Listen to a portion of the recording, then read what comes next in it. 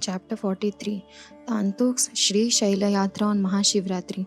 Tantuk, a weaver, was one of Sri Guru's devotees. He served Sri Guru devotedly. He did his profession till afternoon, then had bath, swept the courtyard of Sri Guru Mat. Mahashivratri was approaching. His parents and other relatives started for Sri Shaila and asked Tantuk to come with them. Tantuk said, "My Sri Shaila is here," and he lived alone at home. Sri Guru asked him, "Why did you not go for yatra?" He replied, "My yatra is at your feet." On Mahashivratri day, Sri Guru went to Sangam for bath. Tantuk observed a fast and he also went to the Sangam and bowed to Sri Guru. Sri Guru said, "All your relatives went for yatra. You only remain behind. Do you want to see Sri Shaila? Follow me. I shall show you. Shut your eyes and hold my sandals firmly." Saying so, he took him to Sri Shaila within a moment. Sri Guru asked him to open his eyes. Tantuk saw Sri Guru before him. Sri Guru told him to do shower, bath and see Malleshwar. He went to the river where he met his parents and relatives. They asked him, "Why did you not come with us but came here stealthily?" He asked him, "I came just now with Sri Guru." Some people did not believe in him, but others who believed in Sri Guru knew that he was speaking the truth. Doing sure and taking bail and flowers, he went to the temple. While worshipping, he saw Sri Guru in the linga. He offered puja with devotion and came back to Sri Guru, who asked him, "Will you stay with me or come with me?" Tantuk said, "I saw a wonder today. While worshipping Sri Shankar, I saw you in the place. When you are here, why are people coming so far? Kindly explain this to me." Sri Guru said, "God is all over, but significance of the place is there. The greatness of this place is narrated in Skanda Purana. Formerly, Vamarshan was a king of Kirat Desh. He had won all the kings. He was an adulterer. He had a wife who asked him, 'You are an adulterer and eat meat, yet how are you devoted to God?' The king said, 'I shall tell you an account of my previous birth. I was a dog in Pampa city. On Shivratri day, all were worshipping Sri Shiva in the temple. I went there hoping to get something to eat. People began to drive me out of the temple and beat me with sticks and stones. I ran out of the temple and entered into a drain. I saw the worship of Shiva that was being performed there. But due to thrashing given to me by the people, I died in front of the temple. Due to that meritorious deed, I became a king in this life. But the nature of dog of eating anything has not left me." The queen asked, "You narrated your previous life. Please tell me my previous life as well." The king said, "You were a bird, pigeon. You were flying with a piece of flesh in the mouth. The kite saw this and it attacked you.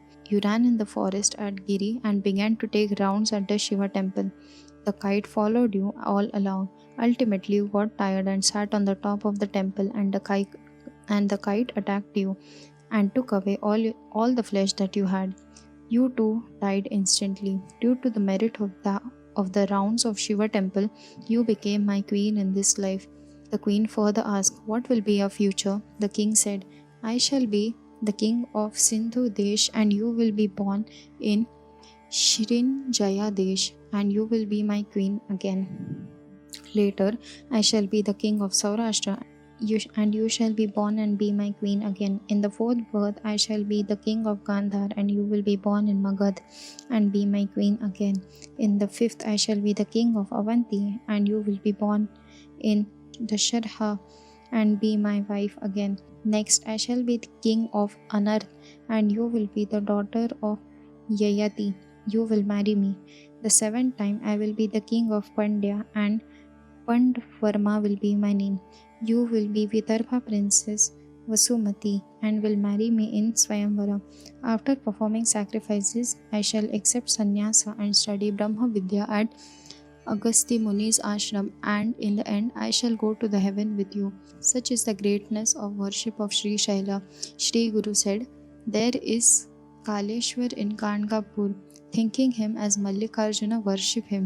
Tantuk said, "When I see thyself at the place of Mallikarjuna, why should I worship other shrines?"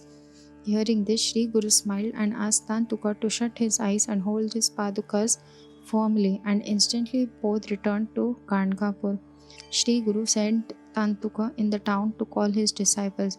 Seeing Tantuka in clean shave, people wondered and asked him why he had shaved. Tantuka said, I had been to Sri Shaila. Here is the bukka and prasad. All laughed and said, how can you go? We saw you here in the morning. How can you go and return from Sri Shaila so soon? He said, I had been there with Sri Guru and have just returned. Sri Guru is at Sangam and he has asked me to call you. Hearing this, all were astonished. They went to Sangam and praised Sri Guru. The persons who had been to Sri Shaila returned in a fortnight. They also wondered to know this episode.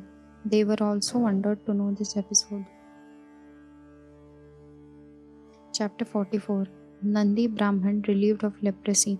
He became a poet. Nandi was a Brahman suffering from leprosy. He worshipped Turjapur Bhavani for 3 years. He observed fast. He stayed near Bhuvaneshwari at Bhillavdi for 7 months and worshipped the deity devotedly. He was told in a dream to go to Sri Guru at Kandgapur and that he would be relieved of all the disease. Nandi said, You are goddess yourself.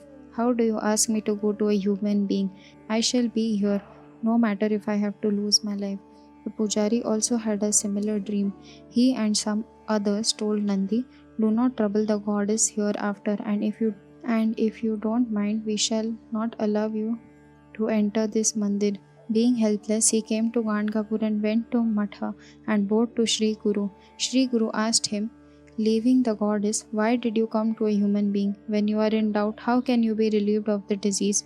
Realizing that Sri Guru knew what was in his mind, he said, I am dull. Kindly forgive me. I have come for your shelter. Kindly protect me. I am very much harassed due to this disease. My wife also left me and went to her parents. Chandla Devi has sent me to you. Kindly do not drive me away. Sri Guru asked Somnath to take Nandi to the Sangam and said, Let him bathe at the Shatkul and have rounds of Ashwatha. Give him new clothes, throwing away his old ones. Then bring him here for meals. As advised by Sri Guru, Somnath took Nandi to the Sangam for bath. After bath, his body became free from leprosy. After taking rounds of Ashwatha, Somnath brought him back to Matha. Nandi bowed to Sri Guru and began to pray him. Sri Guru asked him, See if all your body has been freed from the disease. He looked to his body and found that some patches had remained on his thigh. Being afraid, he asked, Having your blessings, why these patches should be here? Sri Guru said, You came with suspicion that what a man could do, and so a little disease is there. You should stay here praying God. The little disease that is there will also be wiped off soon. Nandi said, I am an illiterate. How can I compose poems of praise? Sri Guru asked him to draw out his tongue. When he did so, Sri Guru put little bhasma on the tip of his tongue. Instantly he became wise. He bowed to Sri Guru and began to compose poems in praise of Sri Guru. The summary of those poems is as follows. I was sinking in the worldly ocean, being diluted by the affection of my family members. I was roaming through different species as Svidaj, Andaj, Udbija, Jaraj. Human life is the best of all. I had no knowledge, but if a Brahmin is also a dullard, how can he have the knowledge of Sri Guru? If my span of life was fixed, half of the time nights were spent in sleep in vain. The remaining half is divided in 3 stages: childhood, youth, and old age. In the childhood, I had to suffer much. I wept due to the pain in stomach, but my mother thought I was hungry and took me to her breast. When I was hungry, she thought I was ailing and she gave me bitter medicines. At times, due to scorpion bite in the cradle, I would cry. She would then sing lullabies and move the cradle to and fro and tried to lure me to sleep, or she would think I am affected by some spirit, and she tried mantra, tantra, and tied black string on my wrist. My mother would take pungent and sour articles, and I had to suffer from diarrhea and cough, etc. In the youth, I was influenced by passion. I disregarded the parents and Guru. Due to vanity, I despised gurus, saints, and old people. How can I have adored Sri Guru during this period? In the old age, I was suffered by cough, gas, and other troubles.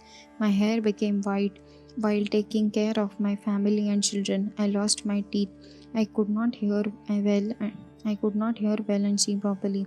Even in this state, I did not serve Sri Guru.